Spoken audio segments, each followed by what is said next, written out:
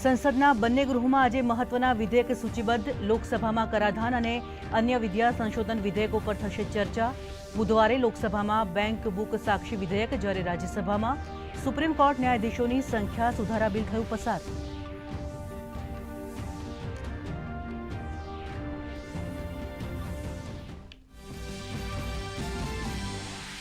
જમ્મુ કાશ્મીરમાં લશ્કરે તોયબાના આતંકી મોહમ્મદ લતીફ ભટ્ટ ઉપર ₹15 લાખનું ઇનામ જાહેર. લતીફ ટાર્ગેટ કિલિંગની ઘણી ઘટનાઓમાં સામેલ. 22 જુલાઈએ અનંતનાગમાં હેડ કોન્સ્ટેબલની કરી હતી હત્યા.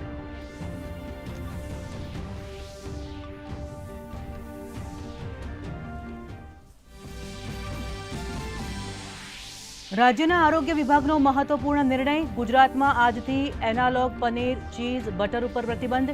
આરોગ્ય મંત્રી પ્રફુલ પાનસેરિયાએ કહ્યું, જનતાના સ્વાસ્થ્યને ધ્યાનમાં રાખીને લેવાયો નિર્ણય. નાગરિકોના આરોગ્ય સાથે ચેડા કરનારા સામે લેવાશે કડક પગલાં.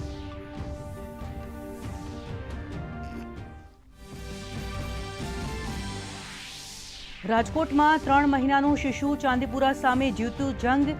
સારવાર બાદ હોસ્પિટલમાંથી અપાઈ રજા. મંત્રી પ્રફુલ પાનસેરિયાએ કહ્યું, હાલ રાજ્યમાં 35 પોઝિટિવ કેસ. અત્યાર સુધી 22 બાળકોના ચાંદીપુરાથી મોત.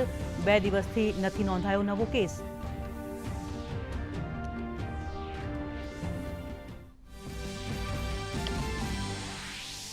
રાજ્યમાં આગામી 7 દિવસ હળવોથી મધ્યમ વરસાદની હવામાન વિભાગની આગાહી.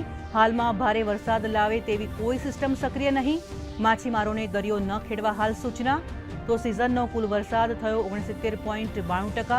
26 ડેમ સંપૂર્ણ ભરાયા.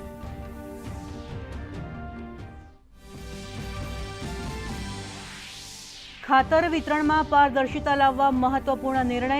સબસિડાઇઝર ખાતરનો બિનકૃષિ ઉપયોગ અને સંગ્રહખોરી રોકવા અધિકારી અને નિરીક્ષણ અધિકારીની કરાઈ નિમણૂક. રોજની કામગીરીનું કંટ્રોલ રૂમ મારફતે થશે નિરીક્ષણ.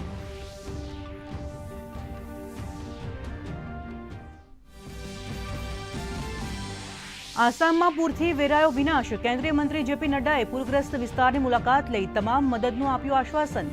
કેરળમાં પૂર અને વરસાદથી 25ના મોત. પૂર્વોત્તરના રાજ્યોમાં આજે પણ ભારે વરસાદની આગાહી.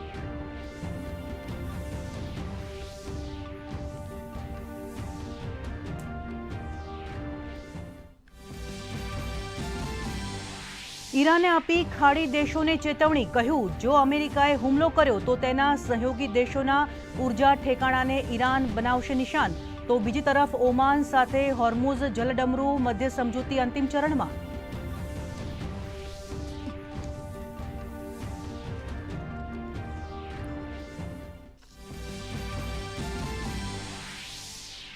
અને ભારતમાં યોજાનારી વિશ્વ બેડમિન્ટન ચેમ્પિયનશિપનો ડ્રો ઘોષિત. પીવી સિંધુ પ્રથમ તબક્કામાં આયર્લેન્ડની ખેલાડી સોફિયા સામે રમશે, તો આયુષ શેટ્ટીનો ચીનના વર્લ્ડ ચેમ્પિયન ખેલાડી સામે મુકાબલો.